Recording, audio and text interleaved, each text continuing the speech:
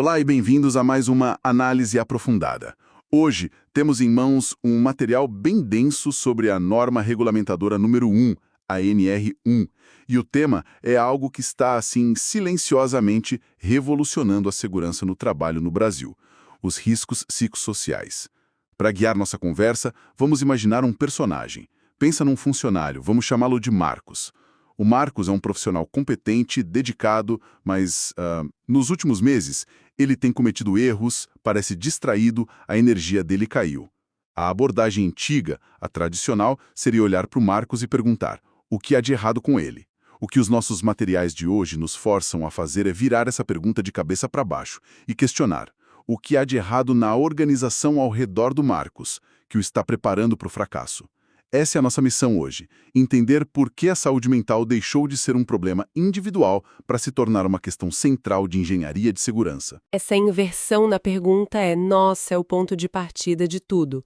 É uma mudança de paradigma. Total. Por décadas, a segurança do trabalho foi o domínio do concreto, do visível, né? Sim, um piso molhado, uma máquina. Exato, um piso escorregadio, uma máquina sem proteção, a exposição a um agente químico. O que a NR1 faz ao incorporar a gestão de riscos psicossociais é reconhecer oficialmente que um ambiente de trabalho tóxico é tão perigoso quanto um vazamento de gás. Só que bem mais silencioso. Muito mais, e os efeitos são mais lentos. E um dos materiais que a gente analisou tem uma frase que resume essa mudança de forma brilhante. Qual? Riscos psicossociais não são mimimi, nem questão pessoal. São fatores organizacionais. Essa frase é muito forte. É transformadora, porque move o foco da suposta fraqueza do indivíduo para as falhas no design do trabalho, na cultura da empresa. O problema não é o Marcos, sabe? O problema está no sistema que adoece o Marcos. Certo. Então, se a gente está investigando o que está acontecendo com o nosso Marcos, que tipo de fatores organizacionais estamos procurando?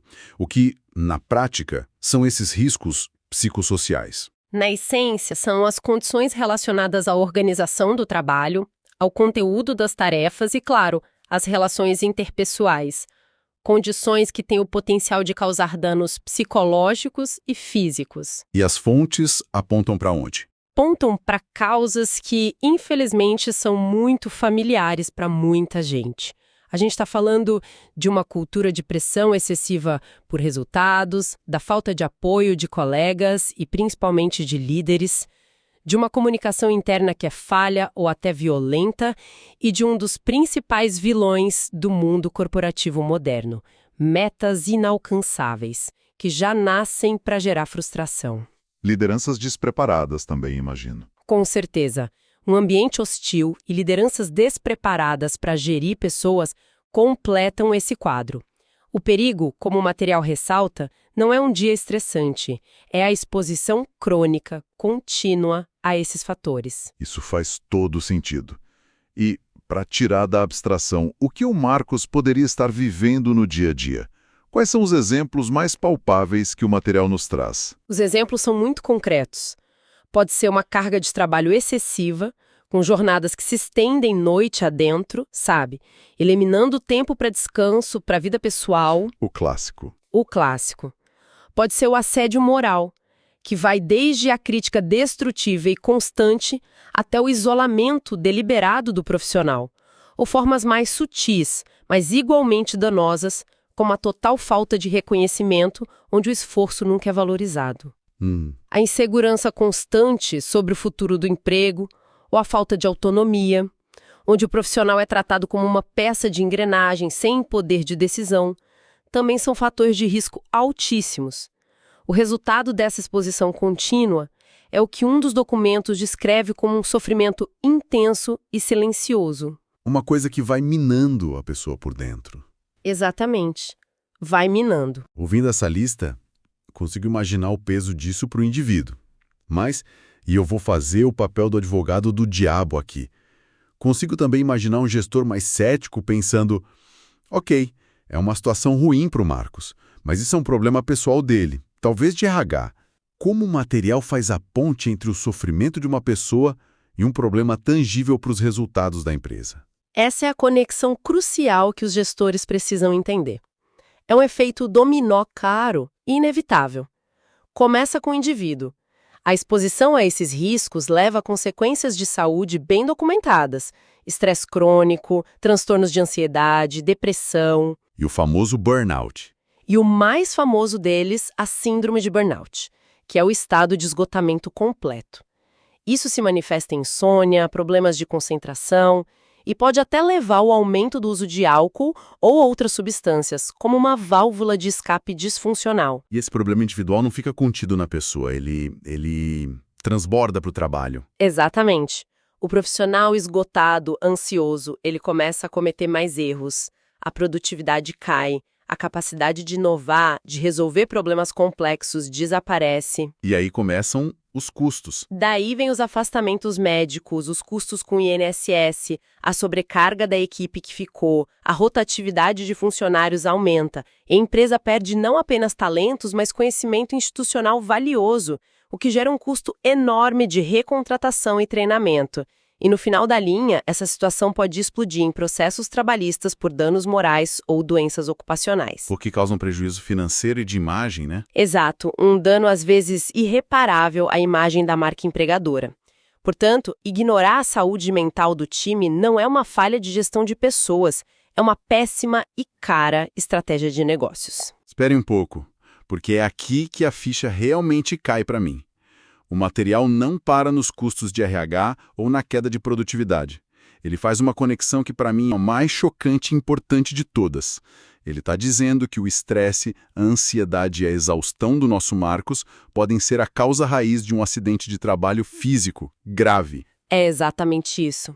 E essa é a grande virada que a NR1 consolida. Uau! Saúde mental e segurança física não são duas coisas separadas, são a mesma coisa, vistas por ângulos diferentes. Um trabalhador com a saúde mental comprometida é um trabalhador em risco e que coloca os outros em risco.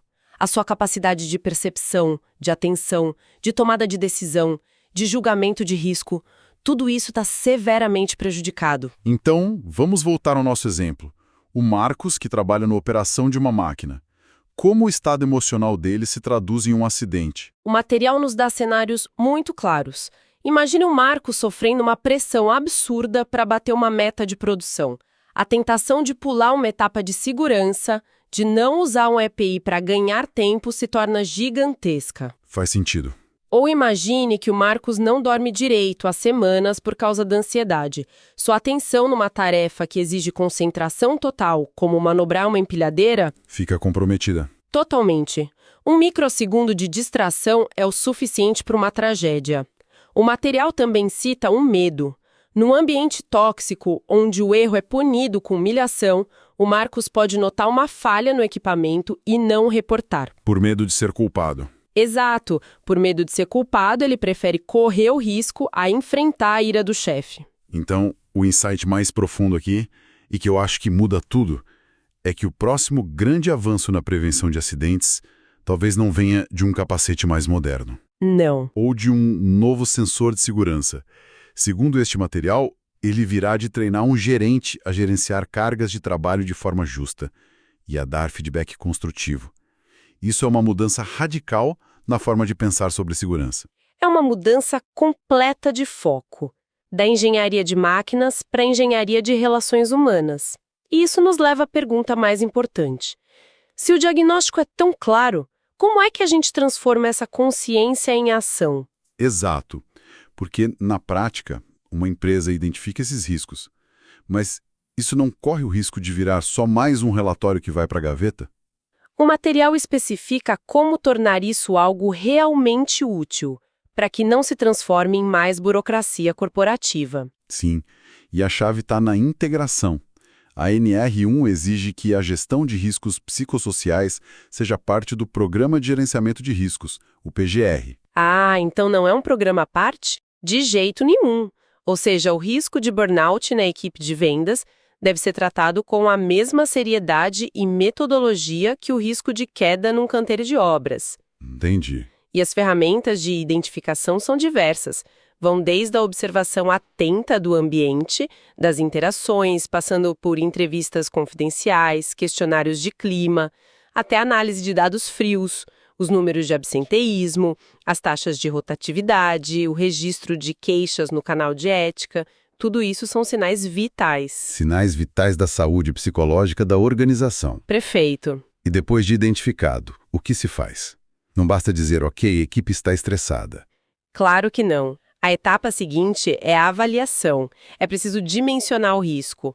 Qual a frequência, a intensidade, quantos trabalhadores estão expostos? Com base nisso, o risco é classificado e, o mais importante, ele deve ser formalmente registrado no inventário de riscos do PGR. Colocar no papel. Tirá-lo da invisibilidade e colocá-lo no papel ao lado dos riscos físicos e químicos já é um passo gigantesco. Isso força a criação de um plano de ação.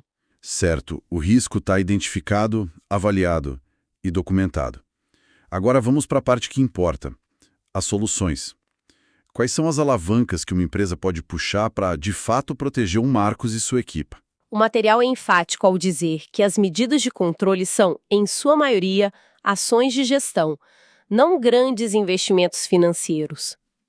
Isso é interessante. Começa pelo básico, definir metas que sejam desafiadoras, mas realistas. Outra medida fundamental é o treinamento sistemático das lideranças. O material aponta para um problema crônico, empresas que promovem excelentes técnicos para cargos de gestão. Sem prepará-los para lidar com gente. Exatamente. Sem prepará-los para o maior desafio, que é gerenciar pessoas. Um líder precisa saber delegar, dar feedback, mediar conflitos e, acima de tudo, ouvir. E vai além do líder direto, imagino? Envolve políticas mais amplas? Sem dúvida. Implementar uma política de tolerância zero contra qualquer tipo de assédio é inegociável. Gerenciar as jornadas de trabalho para garantir pausas, o direito à desconexão é outra ação prática. E aqui entra um ponto interessante que o material contrasta. Não adianta a empresa oferecer aulas de yoga se a cultura de trabalho continua sendo abusiva. É como dar um analgésico para uma fratura exposta. Exato. Essa analogia é perfeita. As soluções precisam ser sistêmicas. Como criar uma cultura de segurança psicológica onde as pessoas sintam que podem falar abertamente sobre problemas e erros sem medo de retaliação? E, claro, oferecer canais de apoio psicológico profissional é um suporte importante. O que fica claro, então, é que a responsabilidade é multifacetada. Não dá para apontar o dedo para o RH e dizer, resolvam isso. Exatamente. A prevenção é um ecossistema. O material estrutura essa responsabilidade em 3 níveis, o que ajuda muito a visualizar o papel de cada um. No topo está a empresa, a alta gestão. A responsabilidade dela é criar a estrutura, implementar as políticas, fornecer os recursos e, crucialmente, monitorar os indicadores. Para ver se está funcionando. Isso. Logo abaixo vem a liderança. Os gerentes, supervisores, eles são os tradutores da cultura no dia a dia. O papel deles é não pressionar abusivamente, é distribuir o trabalho de forma justa, é ouvir a equipe e dar suporte. E, por fim, temos o trabalhador. Essa parte da responsabilidade do trabalhador me parece delicada. Como garantir que isso não se transforme em uma forma de culpar a vítima? Tipo, dizer que o Marcos deveria ter falado antes. Ótima pergunta. E o material é muito cuidadoso aqui. A responsabilidade do trabalhador não é aguentar a pressão ou ser mais resiliente. Certo. A responsabilidade primária é sempre da empresa em criar um ambiente seguro. Dentro desse ambiente seguro, o papel do trabalhador é participar ativamente, comunicar situações de risco que ele observa, usar os canais de ajuda quando precisa e colaborar com as ações preventivas. É uma via de mão dupla que só funciona se a via principal, a da segurança, estiver pavimentada pela empresa. A conclusão é que a segurança psicológica é, de fato, uma responsabilidade coletiva. Faz todo sentido. É um sistema interligado. Recapitulando nossa conversa, a jornada para entender o que estava acontecendo com o nosso funcionário hipotético, o Marcos, nos mostrou que o problema nunca foi individual. A gente estava olhando para um sintoma de um sistema doente. A NR1, no fim, apenas formaliza uma verdade que já estava clara. Não existe segurança do trabalho real e duradouro sem saúde emocional. Cuidar da mente das pessoas no ambiente de trabalho não é mais uma pauta de bem-estar. É uma estratégia central de gestão de risco, uma estratégia que salva vidas e fortalece o negócio. Então, o que tudo isso significa no final das contas? Significa que estamos finalmente entendendo que a sustentabilidade de qualquer negócio depende diretamente da sustentabilidade humana de suas equipes. A mensagem final de um dos artigos que a gente analisou resume isso de forma perfeita. Ambientes de trabalho saudáveis produzem profissionais mais atentos, mais seguros e mais comprometidos. É um ciclo virtuoso. Totalmente. Onde há respeito e segurança psicológica, as pessoas não apenas evitam acidentes, elas se engajam mais, inovam mais e constroem empresas mais fortes. E isso nos leva a um último pensamento, uma reflexão para quem nos ouve. Qual seria? Se a construção de um ambiente psicologicamente seguro é uma responsabilidade de todos, como a gente discutiu, a pergunta final não é o que a empresa deveria fazer, é algo mais pessoal. Qual seria o menor primeiro passo que alguém poderia dar amanhã em seu próprio círculo de influência, seja como um colega de equipe, como um líder, ou mesmo como um liderado, para começar a catalisar essa mudança? Não precisa ser um grande programa, mas uma pequena ação, uma pergunta, uma forma de ouvir. Qual seria esse primeiro tijolo na construção de um ambiente mais seguro para todos?